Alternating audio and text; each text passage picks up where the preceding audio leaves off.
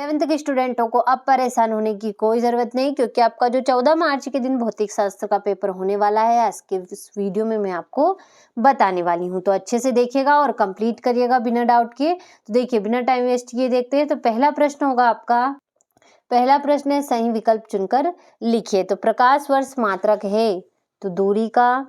कौन सा पदार्थ अधिक प्रत्यास्थ है तो इस्पात।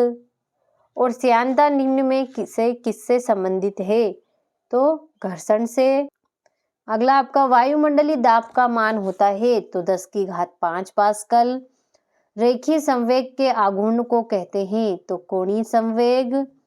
प्रकाश वर्ष मात्रक है तो दूरी का है। तो देखिए, इस तरीके से आपका पहला प्रश्न कंप्लीट हुआ आंसर सहित।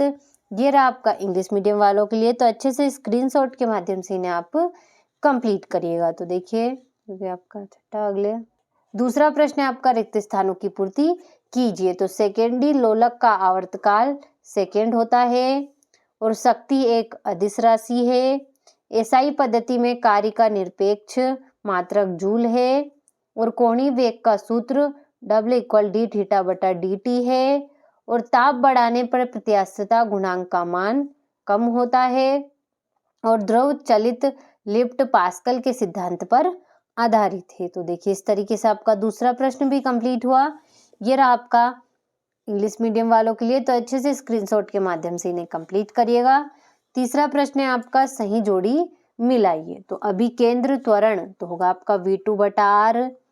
गैस का दाब तो mNc²/3V होगा।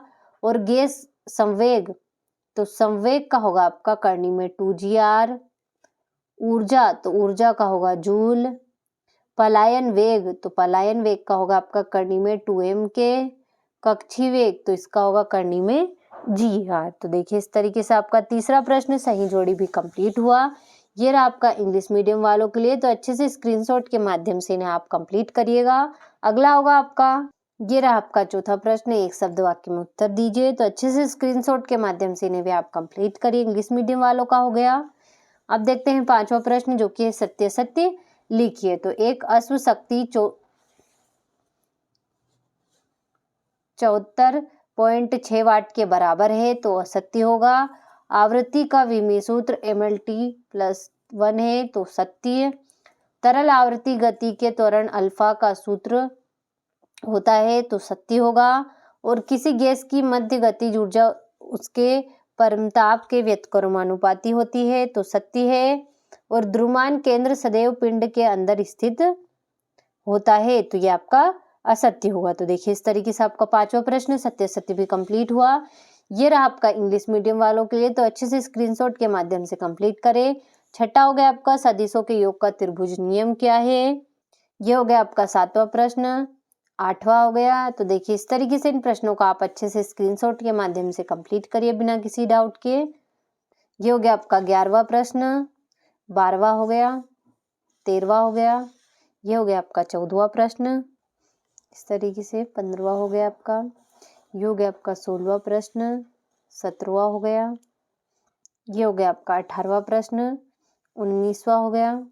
और ये हो गया आपका 20वां प्रश्न। तो देखिए, इस तरीके से आपको कुल 20 प्रश्न दे रखे हैं। तो इन सभी को आप अच्छे से बिना डाउट के कंप्लीट करिएगा।